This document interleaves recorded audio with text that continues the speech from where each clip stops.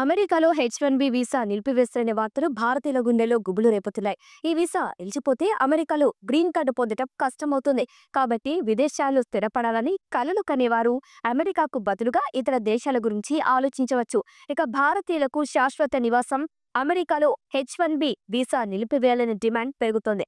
ఇక ఈ వీసా నిలిచిపోతే అమెరికాలో గ్రీన్ కార్డు పొందడం కష్టమవుతుంది.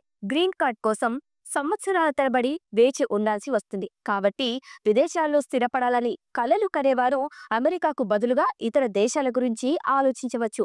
కొన్ని దేశాల్లో చదువుతున్న భారతీయులకు శాశ్వత నివాసం పొందడం చాలా సులభం. కానీ ఈ దేశాల గురించి తెలుసుకుందాం. ఫ్రాన్స్ 5 సంవత్సరాలు ఫ్రాన్స్లో నివసిస్తే విద్యార్థులు శాశ్వత నివాసానికి దరఖాస్తు చేసుకోవచ్చు. ఇక పాలన పూర్తయిన తర్వాత తాత్కాలిక నివాస అనుమతికి దరఖాస్తు చేసుకోవాలి.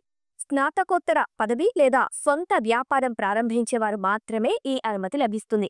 5 సంవత్సరాలు దేశంలో నివసించిన తర్వాత శాశ్వత నివాసానికి దరఖాస్తు చేసుకోవచ్చు. ఇక ఐర్లాండ్ ఇందులో 3 షరతుల తర్వాత శాశ్వత నివాసం లభిస్తుంది. విద్యార్థి వీసాతో వచ్చే నివాస కాలం పూర్తి చేయాలి. పదవి వీసా పొంది 1 నుండి 2 సంవత్సరాలు పనిచేయాలి. ఇక ఈ వీసాలో స్పాన్సర్షిప్ లేకుండా పూర్తి కాలం పనిచేయవచ్చు. కనీసం 5 సంవత్సరాలు పనిచేసిన తర్వాత శాశ్వత నివాసానికి అర్హులవుతారు. ఇక నార్వేలో చూసుకున్నట్టయితే శాశ్వత నివాసానికి కనీసం 3 సంవత్సరాల నివాస అనుమతి ఉండాలి. నార్వే విశ్వవిద్యాలయ పట్టా కూడా ఉండాలి. ఆర్థికంగా మిమ్మల్ని ఆదుకోవటానికి తగినంత డబ్బు ఉండాలి. నార్వేయన్ భాష తెలిసి ఉండాలి. నేర చరిత్ర ఉండకూడదు. ఇక నెదర్లాండ్ ఇందులో చూసుకున్నట్టయితే శాశ్వత నివాసానికి కనీసం 5 సంవత్సరాలు దేశంలో నివసించి ఉండాలి.